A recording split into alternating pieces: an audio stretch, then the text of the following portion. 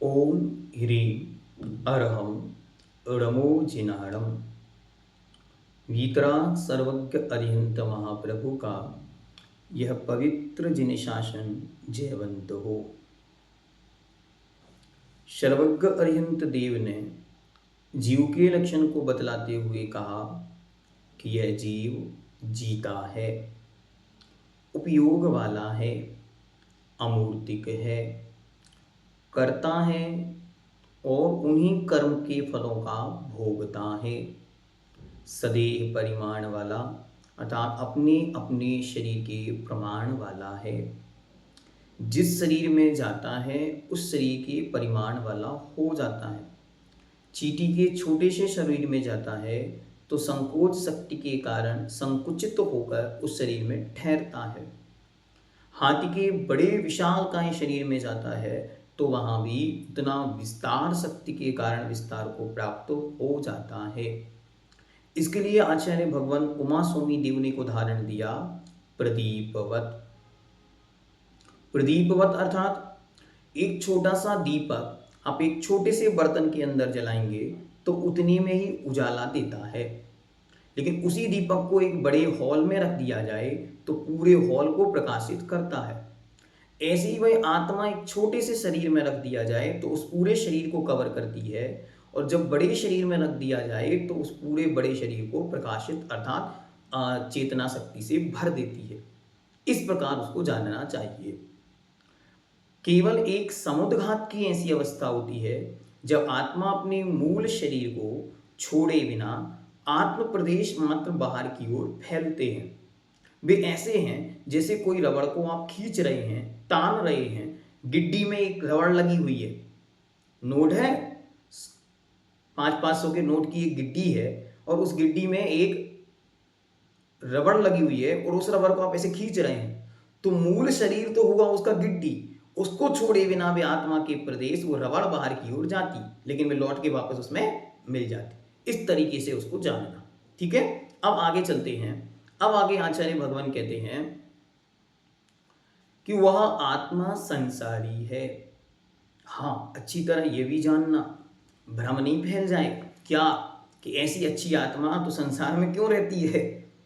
स्वभाव से तो सिद्धों के जैसी है, अनंत शक्ति संपन्न है, फिर भी संसारत्थो संसार में स्थित है। और जब संसार में स्थित है तो संसारी है। और संसार में जो अलग अलग कैटेगरी हैं, अलग अलग जातियां हैं, अलग अलग इंद्रियां हैं, उन सब में वह आत्मा विभक्त है। बहुत ध्यान से समझना इसको। इसको समझने से आपको ये समझ में आएगा कि गुड़ गुड़ है और गोबर गोबर है। अन्यथा लोग क्या करेंगे कि गुड़ और गोबर दोनों एक हो गए। क्यों? क्योंकि दोनों पदार्थ हैं। ऐसी आत्मा तो आत्मा है, लेकिन सिद्धों की आत्मा और संसारी जीव की आत्मा दोनों में इतना अंतर है जितना गुड़ और गोबर में अंतर है। ये समझने के लिए ये गाथा आचार्य महाराज रख रहे हैं कि आप कहीं दोनों में भ्रम पैदा ना हो जाए कि सारी आत्माएं तो सिद्धों के समान अनंत शक्ति साम्राज्य युक्त हैं। नहीं, वे आत्माएं अनंत शक्ति वैभव के साथ जो सिद्धालय में विराजमान हैं, और संसार में जो भटकती हुई आत्माएं हैं वे कैसी हैं, तो कहीं कोई पृथ्वी में है, कहीं कोई जल में है, कहीं कोई अग्नि रूप है, कहीं कोई वायु रूप है, कहीं कोई मच्छर है, चींटी है, बरैया है, ततैया है, भौरा है, तो कोई अन्य अन्य रूपों में है। कैसे कैसे हैं तो उसके लिए आचार्य आगे गाथा नंबर 11 में बताते हैं। देखते हैं। पुण्वी जल तेऊ बाऊ बनफली विभे थावरे इंदी बिगतिक चदु पंचखा तसजीवा होंती संखादि। पुण्वी जल तेऊ बाऊ बनफली विभि थावरे इंदी बिगतिग चदु पंचखा तसजीवा होंति संखादि। एक एक शब्द को देखें। पहला शब्द है पुण्यवी, पुण्यवी मतलब पृथ्वी। दूसरा शब्द है जल, तेयु, तेयु मतलब अग्नि, तेज, तेयु से बनेगा तेज, तेज मतलब अग्नि। इसके बाद बाऊ, बाऊ मतलब वायु। फिर वनस्पति, वनस्पति मतलब वनस्पति। विविध अर्थात अनेक प्रकार की। थावर मतलब स्थावर। ए इंद्री, एक इंद्री जीव हैं। देखो एक एक शब्द आप अच्छी तरह देखेंगे तो बहुत रहस्य गाथाओं में दिखाई देगा। गाथा ही अपने अर्थ को बोलती है, बस हमारे अंदर ग्रहण करने की शक्ति हो। पूर्वी मतलब पृथ्वी, जल मतलब जल, तेयु मतलब तेज अग्नि, वायु मतलब वायु, वनस्पति मतलब वनस्पति। ये विविध मतलब अनेक प्रकार की, विविध प्रकार की, विभिन्न प्रकार की, नाना प्रकार की। थावर मतलब स्थावर। ए इंद्री, ए अर्थात एक, इंद्री मतलब इंद्री, एक इंद्री जीव हैं।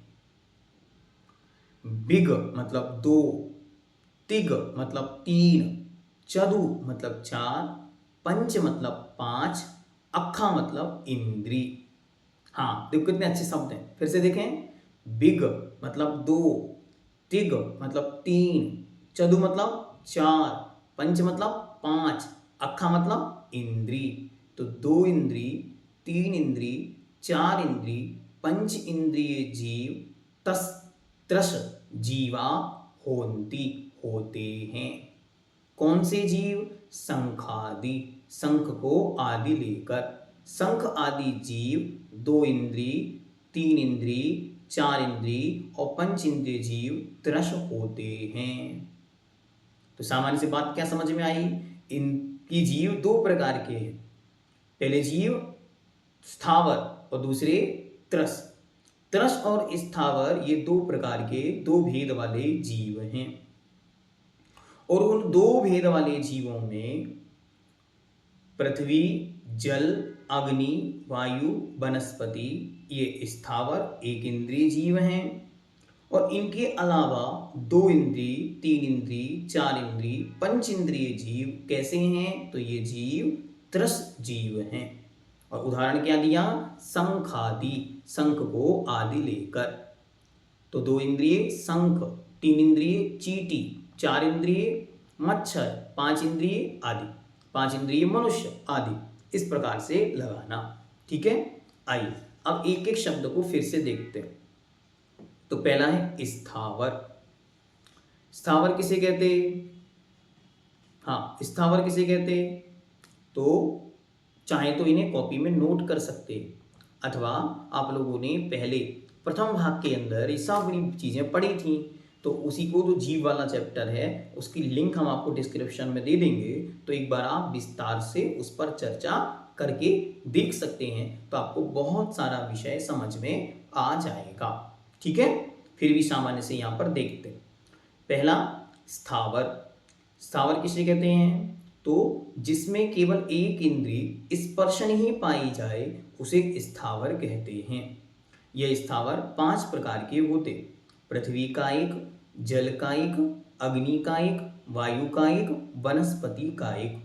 ठीक, इसके अलावा जो जीव दो इंद्रिय हैं, तीन इंद्रिय हैं, चार इंद्रिय हैं और पंच इंद्रिय हैं, इन जीवों को त्रस जीव कहते हैं। दो इंद्रिय से लेकर पंच इंद्रिय तक के जीव को त्रस जीव कहते हैं। और जिनकी केवल एकमात्र स्पर्शन इंद्रिय है उनको स्थावर जीव कहते हैं। स्थावर जीव पांच प्रकार के, और जितने जीव इनके अलावा बचे हैं वे सब जीव त्रस जीव कहलाते हैं। त्रस जीव के लिए यहाँ पे उदाहरण दिया शंखादि। तो शंख को आदि में रख के आचार्य महाराज आगे और विस्तार बताना चाहते हैं कि शंख दो इंद्रिय, चींटी तीन इंद्रिय, भौरा मच्छर आदि चार इंद्रिय, मनुष्य, देव और नारकी और त्रियंच ये पंच इंद्रिय जीव होते हैं। ठीक हुआ। अब इंद्रियों के विषय में विस्तार से जानने के लिए हम आपको लिंक में डिस्क्रिप्शन में दे देंगे। तो इंद्रियां क्या हैं? संसारी जीव की पहचान के चिन्ह का नाम इंद्रिय है। और इंद्रियां कितनी होती हैं? पांच: स्पर्शन, रसना, घ्राण, चक्षु, कर्ण। और इन इंद्रियों की व्यवस्था ऐसी है, ये क्रमशः होती है। मतलब किसी की एक इंद्रिय होगी तो केवल स्पर्शन, ऐसा नहीं होगा कि एक इंद्रिय अकेली कर्ण हो। दो इंद्रियां होंगी तो स्पर्शन और रसना ही होगा, घ्राण और चक्षु नहीं हो सकती। इस प्रकार ये इंद्रियां क्रमशः होती है। अब इसमें हम कौन हैं? तो हमें पंचखा। पंचखा मतलब पंचेंद्रिय। तो हम जीव पंचेंद्रिय हैं। ठीक, आगे चलते। तो इसी में आचार्य महाराज गाथा नंबर 12 के अंदर भी संसारी जीव के ही विस्तार को बढ़ा रहे हैं, तो उसे भी हम देखते हैं। ठीक है, गाथा नंबर 12। समणा अमणा णेया पंचेंद्रिय निम्मणा परे सब्बे बादर सुहु में इंद्रिय सब्बे पज्जत इदराये समणा अमणाणीया पंचेंद्रिय निम्मणा परे सब्बे बादर सुहमेन्द्रिय सब्बे पज्जत इदराये। एक एक शब्द का अर्थ देखें। शमना अर्थात मन से सहित, जिन्हें हम बोलते हैं संगी। अमना अर्थात मन से रहित, जिन्हें हम बोलते हैं असंगी। णेया जाननी चाहिए। कौन? पंचेंद्रिय। पंचेंद्रिय जीव। पंचेंद्रिय जीव दो प्रकार के होते हैं, एक मन वाले संगी जीव और एक बिना मन वाले असंगी जीव। निम्मणा परे सब्बे। निम्मणा अर्थात बिना मन के, परे मतलब दूसरे। दूसरे मतलब बचे हुए। बचे हुए कौन? एक इंद्री, दो इंद्री, तीन इंद्री और चार इंद्री। ये जीव सब्बे सभी निम्मणा बिना मन वाले होते हैं। फिर नीचे वाली लाइन में आएंगे। बादर सुहमे इंद्रिय। तो बादर सुहमे इंद्रिय, बादर और सूक्ष्म के भेद से एक इंद्रिय जीव दो प्रकार के होते हैं। फिर से अच्छी तरह लगाएं। एक ही चीज बहुत ध्यान से समझेंगे तो बहुत अच्छी तरह समझ में आएगा। बादर पहले देखो, शब्द बस देख रहे हैं, अभी अर्थ नहीं देख रहे, अर्थ का विस्तार बाद में करेंगे, अभी केवल शब्दों को देखें। बादर सुहमे इंद्री, तो बादर और सूक्ष्म के भेद से एक इंद्रिय जीव दो प्रकार के होते हैं। सब्बे अर्थात ये सभी जीव, पज्जत अर्थात पर्याप्त, या और इदरा मतलब इससे अपोजिट, अपर्याप्त के भेद से दो दो प्रकार के होते हैं। पुनः समणा अर्थात मन सहित, अमणा अर्थात मन से रहित, णेया जाननी चाहिए, पंचेंद्रिय अर्थात पंचेंद्रिय जीव। पंचेंद्रिय जीव दो प्रकार के होते हैं, एक मन वाले जिन्हें हम संगी कहते हैं और एक बिना मन वाले जिन्हें हम असंगी कहते हैं। निम्मणा अर्थात बिना मन वाले, परे मतलब दूसरे, इसके अलावा एक इंद्री, दो इंद्री, तीन इंद्री और चार इंद्रिय जीव निम्मणा सब्बे सभी, निम्मणा मतलब बिना मन वाले असंगी ही होते हैं। बादर सुहमे इंद्री, बादर और सूक्ष्म के भेद से एक इंद्रिय जीव दो प्रकार के होते हैं। सब्बे ये सभी जो ऊपर कहे गए जीव हैं, ये पज्जत मतलब पर्याप्त और इदरा मतलब होता है पर्याप्त। इदरा शब्द जहां जहां आएगा, इदरा शब्द का अर्थ होता है विपरीत, अपोजिट, उल्टा। तो ये जहां लगेगा उसका उल्टा हो जाएगा। तो यहाँ किसका उल्टा? तो पर्याप्तक शब्द था पज्यत, तो इसका उल्टा अपज्यत, अपर्याप्तक के भेद से दो दो प्रकार के होते हैं। ठीक है, अब देखते गाथार्थ। पंचेंद्रिय अर्थात पंचेंद्रिय जीव जिसके स्पर्शन, रसना, घ्राण, चक्षु और कर्ण पांचों इंद्रियां पाई जाती हैं, ऐसा पंचेंद्रिय जीव समणा अर्थात मन सहित और अमणा मन रहित णिया जानना चाहिए। पंचेंद्रिय जीव दो प्रकार का है, मन से सहित भी होते हैं, मन से रहित भी होते, जिनमें देव, नारकी और मनुष्य ये तो नियम से मन वाले ही होते हैं। केवल त्रियंच जीव ऐसे हैं जिनमें पंच इंद्रियों में मन वाले भी होते हैं और बिना मन वाले भी होते हैं। मन वाले तो सामान्य त्रियंच आपने हमने देखे ही हैं, लेकिन बिना मन वाले भी कुछ कंठी वाले तोता, कुछ पानी वाले सांप होते हैं। ठीक हुआ। परे सब्बे निम्मणा, परे मतलब इनसे शेष बचे हुए जीव। यहाँ चर्चा किसकी की? केवल पंच इंद्रिय की। इसके अलावा जो बचे हुए हैं ऐसे एक इंद्रिय, दो इंद्रिय, तीन इंद्रिय और चार इंद्रिय जीव नियम से सब्बे सभी निम्मणा मन रहित असंगी ही होते हैं। इनके पास मन नहीं पाया जाता। और उनमें भी अब जो एक इंद्रिय से चार इंद्रिय तक के जीवों की चर्चा की है, उनमें भी ए इंद्रिय अर्थात एक इंद्रिय जीव जिनके केवल स्पर्शन ही इंद्रिय है, ऐसे जीव बादर सोहमा, बादर और सूक्ष्म इस तरह दो प्रकार के होते हैं। तो वे एक इंद्रिय जीव दो भेदों में विभक्त हैं, बादर और सूक्ष्म की भेद से। अब बादर किसे कहते हैं? तो जो जीव दूसरों के द्वारा बाधा को प्राप्त हो या दूसरे जीवों को बाधा उत्पन्न करें, उन्हें कहते हैं बादर। या जो जीव किसी सहारे के ठहरते हैं, ये सहारे पर ठहरते हैं, उनका नाम है बादर जीव। जैसे ये हाथ है, तो बादर जीव को ठहरने के लिए इस हाथ की आवश्यकता पड़ेगी, लेकिन सूक्ष्म जीव ऐसे ही आसमान में घूमते रहेंगे, उनको ठहरने की जरूरत नहीं पड़ती। बादर जीव यहां से गुजरेगा तो इससे रुक सकता है, रुकेगा, जैसे चींटी है या अन्य कोई जीव अपने एक इंद्रिय में लगा रहे हैं अभी, तो जो बादर जीव होगा वो रुकेगा और सूक्ष्म होगा वो इसके आर पार हो जाएगा। समझ रहे हैं? फिर से, बादर जीव कौन?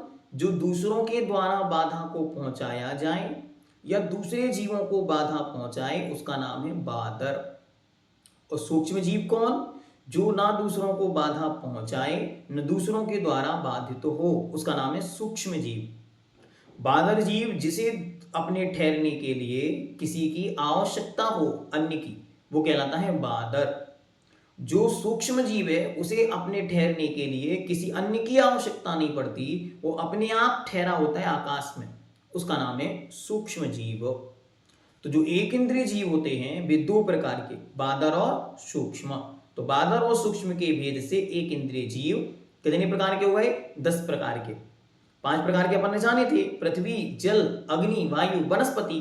और वे पृथ्वी, जल, अग्नि, वायु, वनस्पति भी दो दो प्रकार के जानने। तो बादर एक इंद्रिय और सूक्ष्म एक इंद्रिय। ठीक हुआ। अब कहते हैं सब्बे, ये सभी जीव भी पज्यत अर्थात पर्याप्तक और इदरा अर्थात अपोजिट, पर्याप्तक के अपोजिट अपर्याप्तक के भेद से दो प्रकार के होते हैं या दो दो प्रकार के होते हैं। ठीक हुआ। अब पर्याप्तक किसे कहते हैं? तो जिस जीव की शरीर पर्याप्ति पूर्ण हो गई है उसे पर्याप्तक कहते हैं, और जिस जीव के अभी शरीर पर्याप्ति पूर्ण नहीं हुई है उस जीव को अपर्याप्तक कहते हैं। पर्याप्तक अपर्याप्तक को लेकर विस्तृत चर्चा हम स्वयं नेक्स्ट एपिसोड में करेंगे। अभी केवल सामान्य शब्द समझना है। सामान्य शब्द क्या है? पर्याप्तक। पर्याप्तक कौन है? जिसकी पर्याप्तियां पूर्ण हो गई हैं। पर्याप्ति मतलब एक प्रकार की शक्ति। तो जिनकी शक्तियों की पूर्णता हो गई है वो पर्याप्तक, और जिनकी शक्ति की पूर्णता नहीं हुई है वो अपर्याप्तक। ये दो भेद अभी हमको सामान्य से जानने। क्यों? क्योंकि अभी विषय दूसरा चल रहा है, अभी हम डिटेल में पर्याप्ति को लेकर चलेंगे तो बहुत विस्तार हो जाएगा। फिर भी जिनको सामान्य से समझना हो उन्हें डिस्क्रिप्शन बॉक्स में पर्याप्ति की डेफिनेशन वाली वीडियो हम उपलब्ध करा देंगे। बाकी और विस्तार में हम अगले एपिसोड में पर्याप्तियां क्या हैं, किस रूप में होती हैं, कितनी होती हैं, किस जीव के कितनी होती हैं, पर्याप्तक कौन है, अपर्याप्तक कौन है, लब्ध्या पर्याप्तक कौन है, निर्वृत्या पर्याप्तक कौन है, पर्याप्ति और प्राण के बीच संबंध क्या है और जीव के जीवन में इनका काम क्या है, इन सब पर विस्तार से चर्चा एक अलग एपिसोड में करेंगे। ठीक है, अभी विषय कहाँ है, वापस चलते हैं गाथा पर। ठीक हुआ? अब क्या क्या बना पहले देखते, गाथा नंबर 11। तो गाथा नंबर 11 में क्या कहा कि पृथ्वी, जल, अग्नि, वायु और वनस्पति ये विविध नाना प्रकार के एक स्थावर हैं। ये कैसे होते हैं? एक इंद्री होते हैं, मतलब जिनकी केवल एक इंद्री पाई जाती है उन्हें हम स्थावर कहते हैं। वे पृथ्वी, जल, अग्नि, वायु और वनस्पति के भेद से 5 प्रकार के हैं। बिग मतलब 2, तिग मतलब 3, चदु मतलब 4, पंच मतलब 5, अखा मतलब इंद्री। तो 2 इंद्री, 3 इंद्री, 4 इंद्री और पंच इंद्रिय जीव त्रस होते हैं। एग्जाम्पल दिया शंख आदि, शंख को आदि लेकर शंख 2 इंद्री, चींटी 3 इंद्री, भौरा आदि 4 इंद्री और मनुष्य आदि 5 इंद्रिय जीव होते हैं। आगे कहते हैं गाथा नंबर 12 में समणा, अमणा, नेया, पंचेंद्रिय।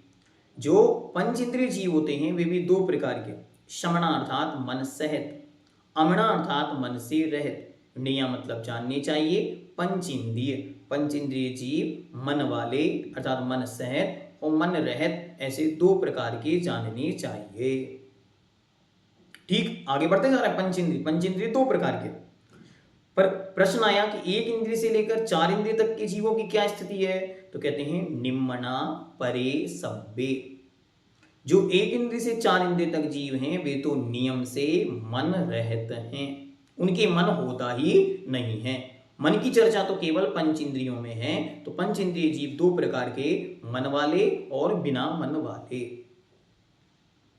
फिर कहते हैं बादर, सूक्ष्म इंद्रिय।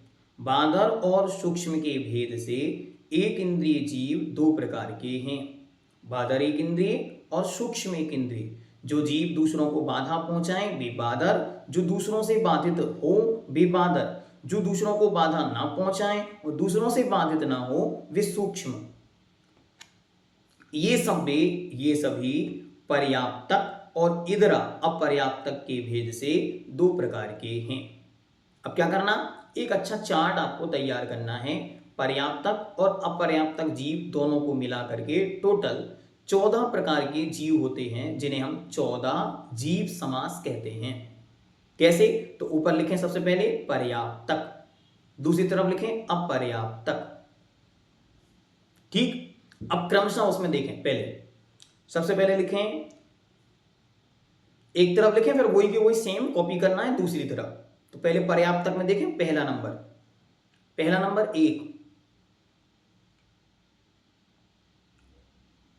नंबर पर लिखें सूक्ष्म 1 इंद्री।